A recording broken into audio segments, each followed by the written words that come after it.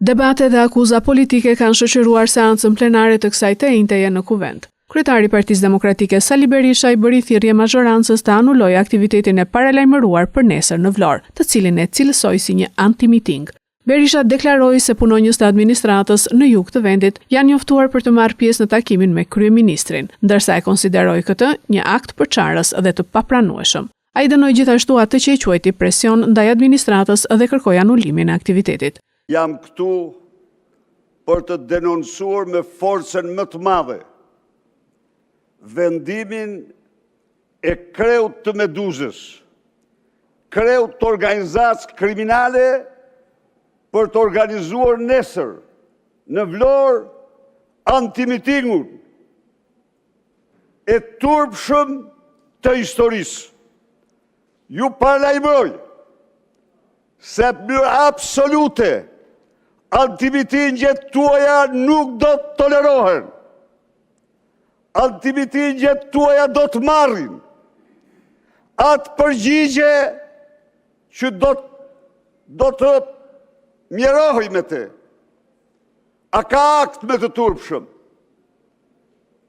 Të marrish në punë si tu dhe të dalish në antimiting ndaj protestës qytetare. A ka akt më përçarës? A ka akt më absurd? Është akti luftës që mafia shtetërore u shpall qytetarëve. Hiqni dorë. Anullojeni. Pas deklaratave të kreut të opozitës, reagoi kryetari i grupit parlamentar të Partisë Socialiste Tauland Balla. Ai kundërshtoi akuzat e Berishës, duke sqaruar se aktiviteti planifikuar në Vlorë nuk është një antimiting, por një organizim me rastin e ditëlindjes së Partisë Socialiste në këtë qytet. Në versionin tënd se nesër në Vlorë pas kemi ne antimiting, ne kemi një fest ditëlindje. Dhe populli i Vlorës është kryeqyteti i Partisë Socialiste. Dhe pa dyshim, për Artur Sheun ti pyete këtë, se Artur Sheu e ka çuar në Vlorë këtë. E di fare mirë ky.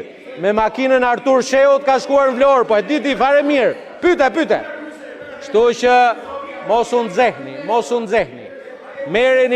Merreni me qetësi, siç ju kemi mundur, do vazhdojmë t'ju mundim përsëri dhe ndërkohë bëni mirë që të vini mend se nuk po ju kupton askush. Zotëria del edhe thot mbështesim investimin.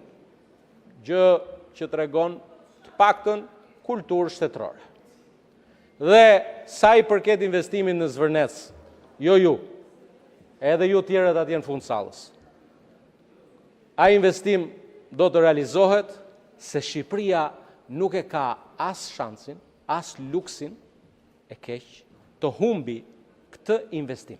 Debati sotëm pasqyroi edhe një herë klimën e tensionuar politike në prag të aktiviteteve që pritet të zhvillohen nesër në Vlorë.